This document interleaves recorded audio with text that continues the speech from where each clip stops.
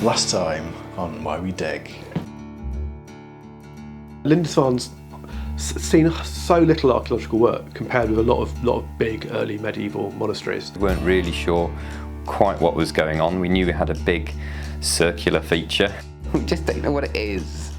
It's potential it could be a corn dryer, but then I was looking at other examples of corn dryers last night and they're square. It is important. I don't think any of us quite realised how important it was, to be honest. On a scale of 1 to 10, how cool is it to have an early medieval smithy on Lindisfarne? On a scale of 1 to 10, about 20, but everybody thinks smithies are everywhere, but they're not. They are very, very few and far between.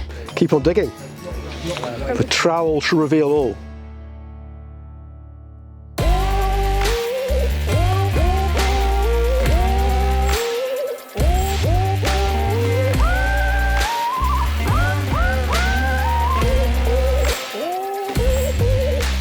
You're not allowed in this part of the French anymore.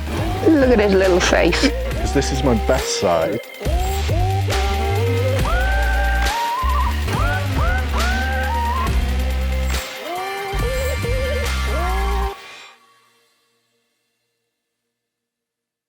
Well, this year was so much busier than, certainly than 2020. We were busier in 21 than we had been in 2019. We had only really done the one community dig in 2020, which was Lindisfarne. And this year was kind of playing catch up a little bit, I guess, with stuff that we hadn't been able to do last year. Did you feel a lot busier this last dig season than you did the year previously when we made Why We Dig? No, not really. Not really. It was about as busy. People on the ground digging with us fell by 75%. But the things that we did digitally grew our digital participation by 3,100%. This whole pivot that happened as a result of COVID just continued into the next year. It was really busy. It's not a lie. It's just like 2020 was just as busy with a weird 3-month stressful hiatus in the middle. We also had some team changes as well, so we had some new faces come on board and we had a couple of new sites. So it was constant and it was a bit of a roller coaster. It was tiring at times, but I just really enjoyed digging and going out to sites and digging up cool stuff. I don't know if that's allowed or not, but yeah, I do. So there was still a lot of uncertainty when approaching the season last year in 2021, but definitely thinking about the field season starting, I was like, yes, let's do this.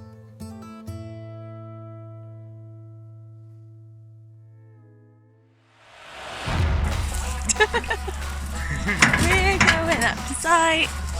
There's a digger. Here we are at Elmswell, and we've just started opening our trenches. We've got our big machine over there, and we're already coming up with some lovely walls.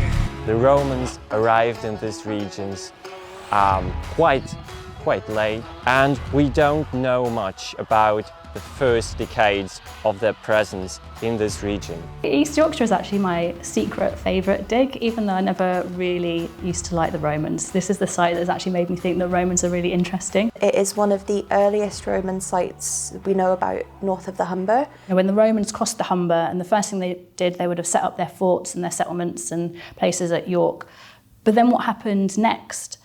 So this site that we're looking at is sort of the next wave of infrastructure that moves in afterwards. Because what we're looking for is basically what we've started to call a Roman B&B. It's a stopping place.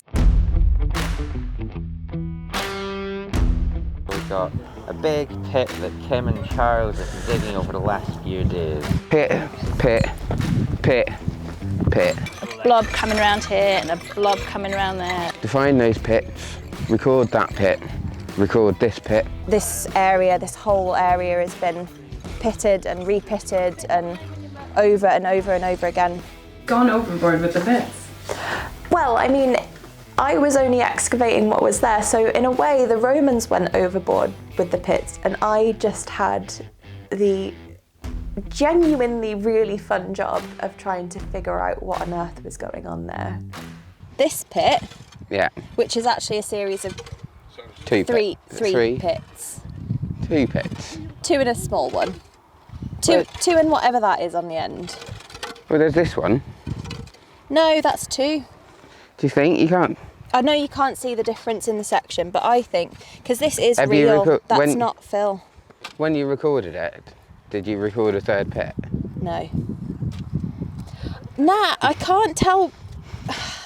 And all the finds were lumped into one. I know. You know, it was nice to be trusted with that, because a lot of the time I get trusted with human remains because everyone knows that, you know, I know what I'm doing with human remains. But I don't very often get really stuck into features. And yeah, it was great. Archaeologists generally get really excited when we find people's rubbish. And pits are often, not always, but often the place where you find all of that rubbish. Little hobnail. Come off a shoe. There you go. So now we know that Raymond's are wearing shoes. Another clue. The finds that we've got coming out of the ground at East Yorkshire are so interesting. They're so personal and they really give you a glimpse into people's lives, the people who were living there and the people who were staying there as well. And like the most bizarre thing that came out was these pair of really beautiful brooches sort of pinned together. And I can't for the life of me figure out why someone would have thrown that away. How did that end up in the rubbish pit? Yeah, I think... There it is, there. That's a coin. That's a complete coin. Excellent. That's a silver coin. Oh my God, that you can see the... Can you see the face of the bloke? No, I've got the tail side. I can't see... Yeah. Oh my God, Mark, have a look. There you go. Gosh. Nice one, Mark. Oh, you spotted it with your what's it? So you're tempted to lick it, aren't you? See what it is. But then you found it, you dug it out. So what do we reckon? What can you say on there that... Holy shit, that's good. Yeah, isn't it? It is, isn't it? That is ridiculously well preserved. That'll look amazing when it's been cleaned up. Look at his little face.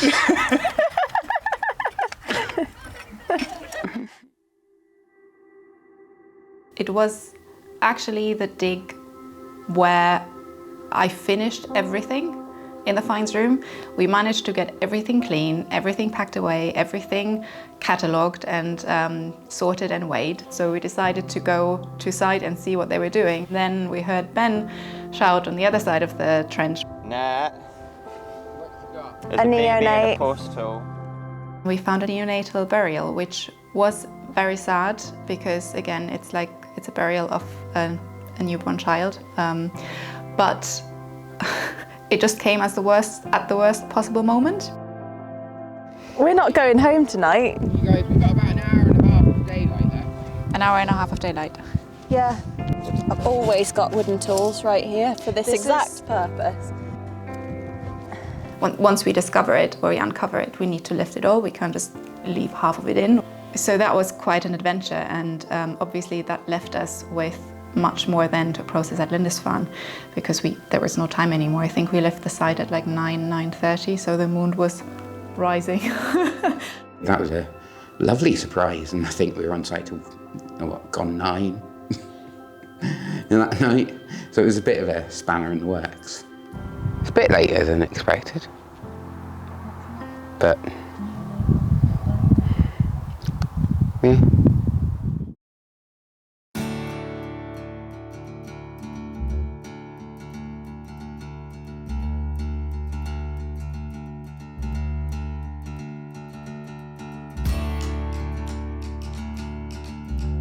We're fair weather archaeologists, we only dig when the sun shines, so we have a really great existence where in the winter we mostly write up and in the summer we mostly dig. The thing about a multi-season project is that you can then go back into the fields the next year with all this enthusiasm and all this excitement and these new questions. Yay!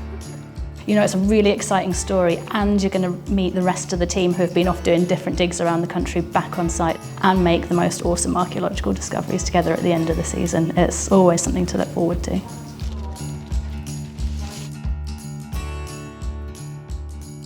Okay, hello everybody. End of week 1. Huge amounts of work have been done. If you remember, one of our priorities this year is to think about what we've been calling a big circular feature, but let's be honest, it's not circular, it's just a big feature. 2020 at Lindisfarne, of course, is all about the bloody circular feature, which I almost feel like we kept digging just so that we could hear Nat keep saying circular feature, circular feature. Anyway, it wasn't resolved. And so going into 2021, we were like, all right, this year we need to sort that out. The circular feature is one thing. The area next to that, which is more of an ephemeral floor surface, if you like, which has kind of got this boundary around it with post holes and settings and what we thought might be a big anvil type stone. This was an area of archaeology that had survived going through quite a lot. One of the things it went through was having this enormous circular feature basically dug through it and into it, and what we were trying to understand was, has that feature got anything to do with that period, or soon after perhaps, or was it something that was much later, and how does it actually interrelate with not only what's going on that we can see in our trenches, but what's going on within the kind of monastic community. Was that a piece? Yeah. That's 2 tiny bits. For DigVentures, it is actually quite normal that we take finds from previous sites to the next site. It's a thing that we do because actually processing finds on site is the best way to do it, and in Lindisfarne it is mainly human bone or stone. So getting these different materials and getting a chance to work on them was a plus. This is a pot that we found on our site in East Yorkshire just before coming to Lindisfarne. And because we didn't have time to clean it there, we're now cleaning it here, because on Lindisfarne we always have a lot of very skilled people helping us. So it's really good that we have the opportunity to basically now dig a little bit deeper. It's all very exciting. It's our own little trench just here on the table. Very delicate, isn't it? Yeah. And you see how it's green? That tells me that it's got copper in it. So we had some seal feasting in this pit over there. At least you should be over for jet lag.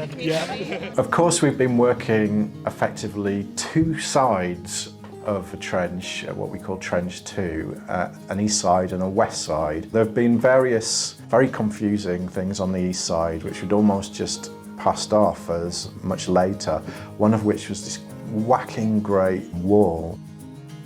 The earliest date on the site sits beneath that wall.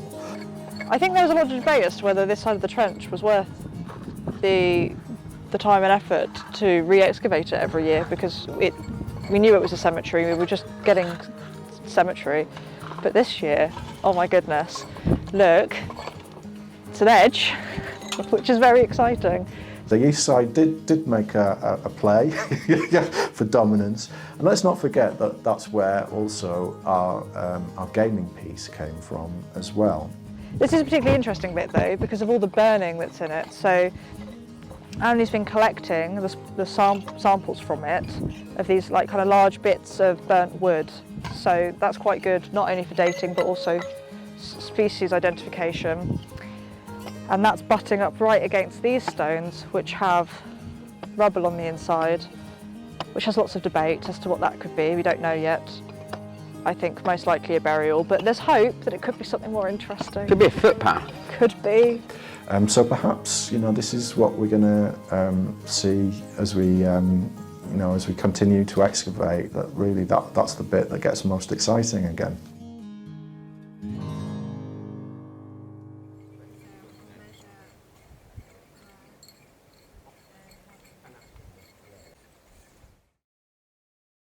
They opened up a new trench in Lindisfarne this year, Trench 7.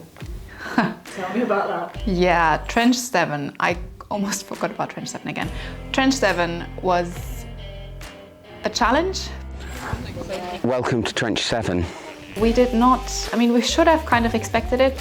I don't know what I was expecting. When I arrived at Lindisfarne, I realized that they were opening a trench. I just didn't think about what it meant, and